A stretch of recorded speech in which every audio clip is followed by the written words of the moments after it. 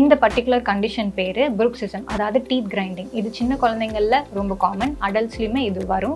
இதனால் என்னெல்லாம் ஆகும்னா அவங்களுக்கு ஜா பெயின் கான்ஸ்டண்ட்டாக இருக்கும், ஹெட்ஏக் வரத்துக்கு வாய்ப்பு இருக்குது, டெனிட்டிஸ் வரத்துக்கு வாய்ப்பு இருக்குது, எப்போவுமே ஒரு பெயினில் இருப்பாங்க. இது எதனால் வருது அப்படின்னு பார்த்தா மோஸ்ட்டாக ஆங்ஸைட்டினால் வரலாம், இல்லை மால் அலைன்மெண்ட்னால வரலாம்.